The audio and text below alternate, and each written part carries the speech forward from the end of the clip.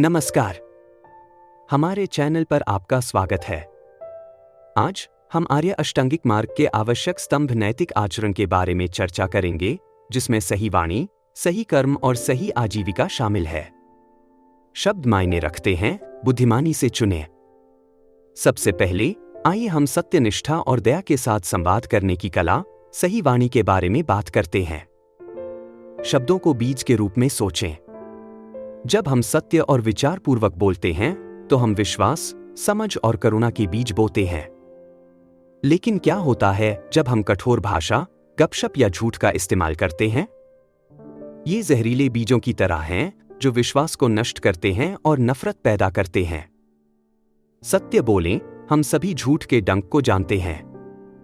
बुद्ध हमें याद दिलाते हैं कि छोटे से छोटा झूठ भी विश्वास को कमजोर कर सकता है और रिश्तों को नुकसान पहुंचा सकता है।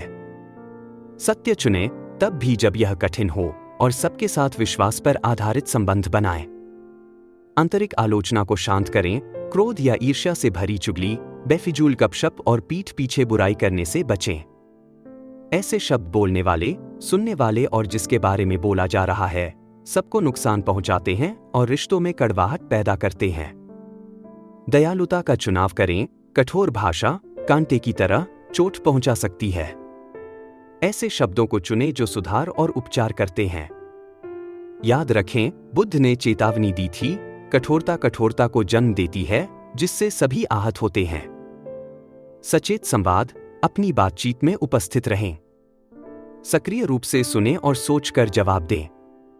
याद रखें, बातचीत एक दो तरफा रास्ता है और सम्मानजनक बातचीत समझ को बढ़ावा देती है।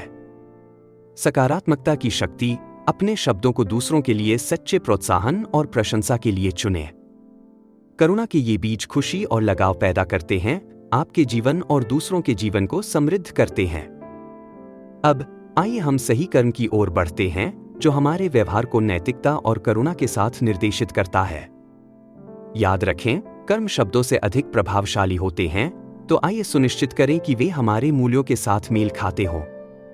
अहिंसा चुनें, किसी भी जीवित प्राणी, मानव या पशु को पीड़ा देने वाले कार्यों से बचें। याद रखें, हम सभी इस धरती पर एक साथ रहते हैं और सभी सम्मान और करुणा के पात्र हैं।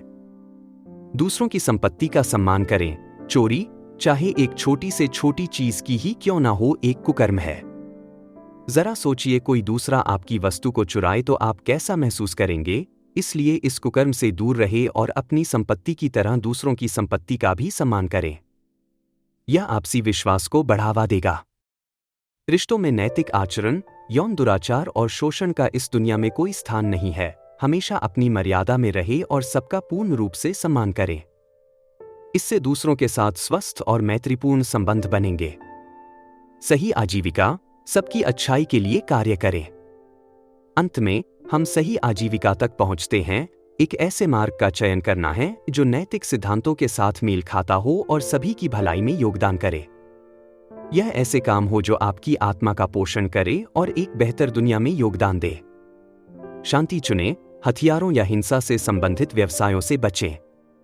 ऐसे कार्य चुनें जो सहयोग और भाईचारे को बढ़ावा दें और संसार को अहिंसा और प्रेम का संदेश दें। सभी के लिए सम्मान, उन व्यवसायों को अस्वीकार करें जो दूसरों का शोषण या उन्हें नुकसान पहुंचाते हैं। ऐसे काम की तलाश करें जो समान व्यवहार और सभी के लिए अवसरों को बनाए रखे, एक ऐसे समाज को बढ़ावा दे जो समानता और सम्मान पर आधारित हो। जानवरों के लिए करुणा, ऐसी आजीविका चुनें जो जानवरों को कोई नुकसान या पीड़ा ना पहुंचाए।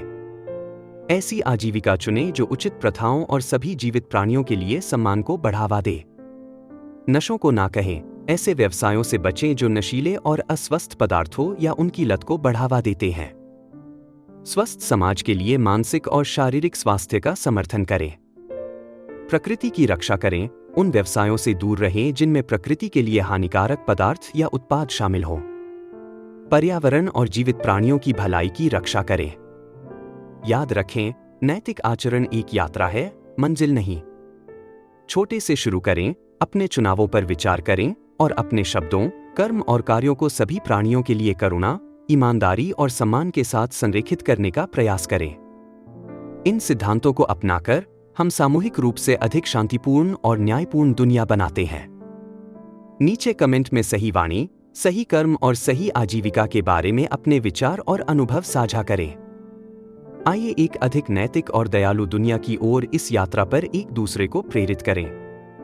नमो बुद्धाय।